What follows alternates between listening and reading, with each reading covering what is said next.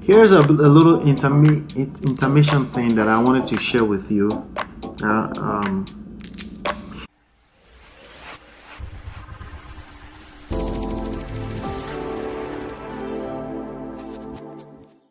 Hey, welcome to OLALawrence.com. Hello, welcome back. So, as usual, I'm back with another video this week. This week, I want to talk about how to buy house with bad credit. Okay? How do you buy a house with bad credit? So, there are two ways that I'm going to share with you today. All right, but before I get into that, let me just let you know that I'm in the middle of writing a book. It's called Real Estate Money Secret, okay? And there's about 15 chapters in this particular book that I'm going to be sharing with you. And it's going to be my giveaway. The book is going to be available for you to download for free. And I'm working on that right now. Also, it's going to come with audio book. It's going to come with a paper book. If you want a paper book, you can access it anywhere in the world from Amazon.com. So I'm working on that right now. I'm actually in the midst of writing chapter 9 right now, which is all about rental income properties. But it's real estate money secrets. I'm covering everything from buying a home that you live in all the way down to making money with real estate. Okay, so I have extensive experience in that, and I'm basically pouring out my soul, pouring out everything I know about that world into this book. And it's going to be something that everyone need to read, okay? Because I have tons of stories to share and things like that, and you're going to find them all in the book. But also it's going to allow me to be able to go into the book, go into some chapters, and pick out some topic to talk about on this video. So I will continue to do these videos just so you know, okay? So this book is, again, 15 chapters, Real Estate Money Secret. And I'm having a lot of fun writing it. I'm on chapter 9 right now. There are about 15 chapters in the book. There are 3 sections that is really going to help you in leveraging real estate for your financial profile. Okay, there's a lot of resources out there through you, my friend, through myself, through all of us together as partners, as a group, in collaborations that we can use to absolutely help each other out, okay? And we can build something massive if you're serious enough to take advantage of it, okay? So that's something I wanted to point out really quickly for you. So expect that book, and I'm going to be giving it away for free, and it's going to be the core of what I'm going to be covering on this series of real estate videos, okay? And that's going to be our giveaway for you from OLALawrence.com, absolutely for free. So it's called Real Estate Money Secret. Expect, and I will keep you guys posted on that. So again, like I said, on today's episode, I want to talk about how to buy house with bad credit. And this is a very commonly asked question. Okay, it's a popular question with bad credit, okay? And a lot of times people use this as an excuse to stop themselves from getting into home ownership, from leveraging real estate to build their financial profile. And I'm going to give you 2 different ways on how to avoid using that as an excuse to move forward again, okay? First of all, the first thing you need to understand that bad credit does not equal to bad people, okay? If you're feeling guilty because you have bad credit, just stop already. There's no need for you to feel guilty about your bad credit. Most people started from bad credit. If you don't have any credit at all, it's just as good as bad credit. It's like no credit equals to bad credit. The idea of credit ratings and credit score is to measure your ability to be responsible for money, even money beyond the money that you own personally, right? That's what it means. But the good thing about credit ratings is because it's limited within a period of time, okay? It's limited within a period of time. So if you did anything more than 7 years into the past with your credit, it's basically obsolete, okay? But the thing is that the credit rating system is not going to assume that you're good now. You're going to have to build back up again. But I'm just letting you know that the effect of negative things you did more than 7 years into the past, like things like bankruptcy, pre-foreclosures, foreclosures, late payment, things like that, are automatically obsolete more than 7 years into the past. The key thing I want you to pay attention to is the fact that with time in passing, whatever is on your credit become less and less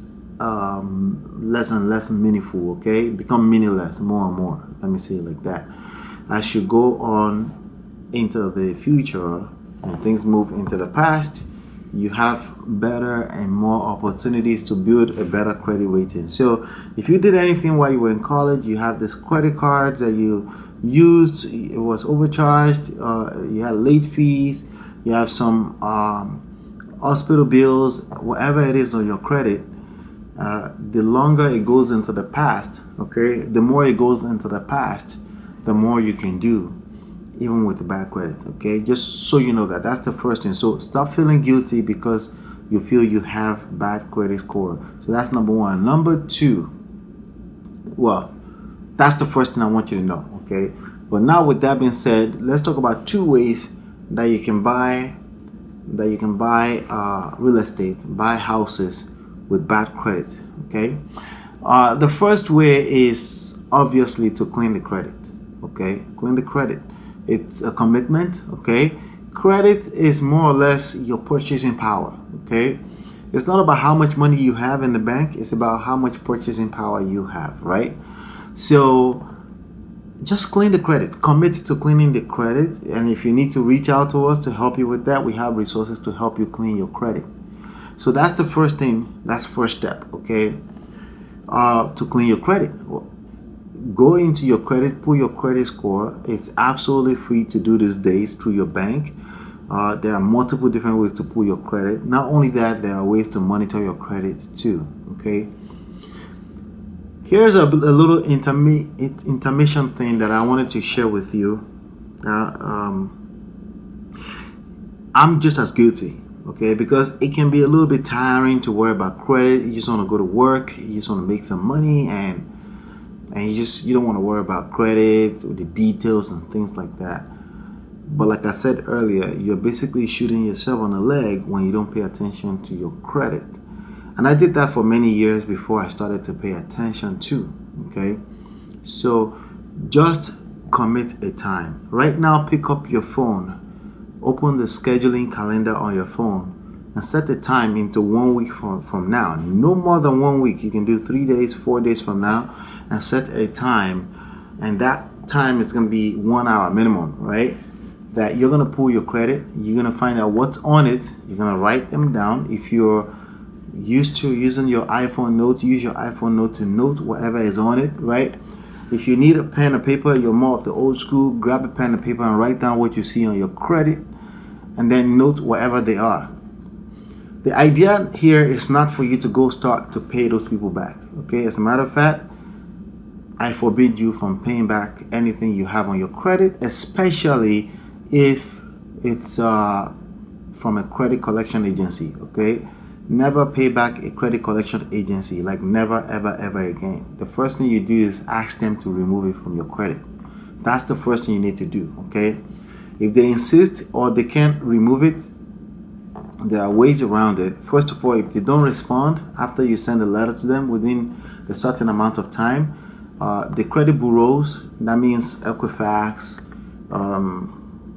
Experian, right? There's a third one. Don't worry about it. It really doesn't matter. The concept here is to contact the credit bureaus that your credit score comes up with and tell them to remove it. If they can't remove it, they tell you why, and you need to follow through that process. But all you're asking for is for them to remove it. You're not asking to give them money to remove it. There's two different things. You're asking for them to remove it. Okay? If they say, oh, we need some money, like who needs money? You need to first of all ask, who needs money? How much do you need to remove it?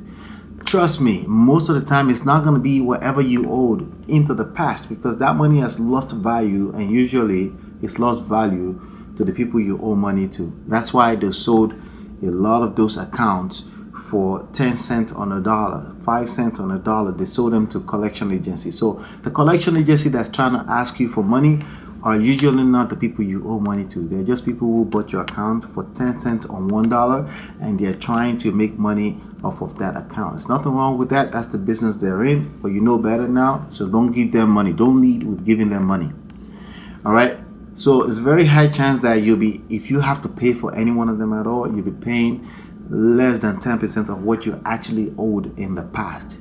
Ask them to remove it. Now, with that being said, what I just said is basically called disputes. You're disputing the stuff that's listed on your credit score that's causing you to have bad credit. So you could do that yourself. It's a little time consuming. It's just a basic commitment that it needs. But you don't have to do that yourself. You can pay a minimal fee as low as anything. You can pay less than $100 per month until it's clean to get that done. So that's one way to buy a house with bad credit. Fix the credit. Obviously, fix the credit. The second way is that you can buy houses in partnerships. Okay, you can buy a house by partnering with real estate investors. You can buy a house by partnering with people that do that for a living, that make money from flipping houses.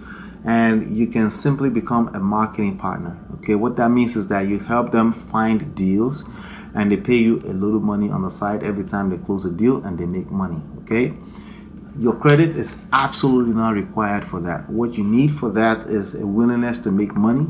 It's a willingness to want to get involved in real estate investing, and it's a willingness to want to create income. Here's the last tip I'm going to give to you.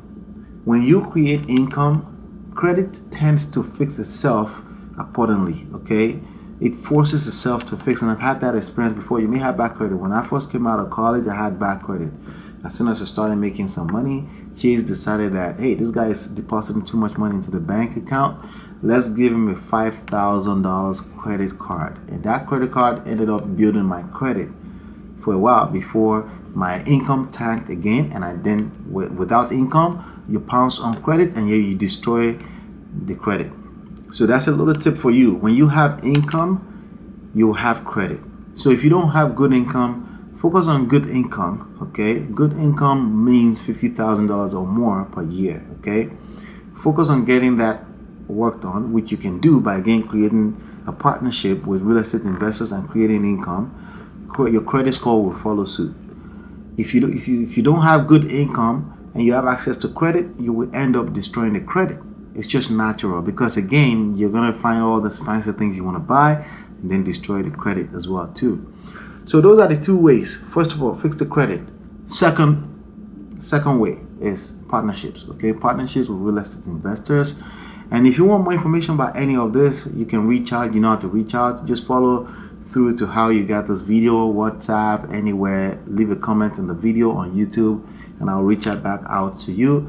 If you're interested in buying real estate, you want to buy a home you want to live in, we're the best. We can help you because we'll lead with making sure you're well educated, and nobody else does that. Everybody else just after what they're after. But I'm here to help you get through this real estate journey together. Don't forget, the book is coming, so I want you to stay excited about that. It's called Real Estate Money Secret, and it's exciting, and I look forward to the next video here. If you like this video, please give it a thumbs up. Please share this video with your friends, family, and please leave a comment below if you have any question or anything like that. If you have interesting stories about your credit score, anything like that, you can also share that as well too, and that will help us reach more people. I will see you on the next one, and peace.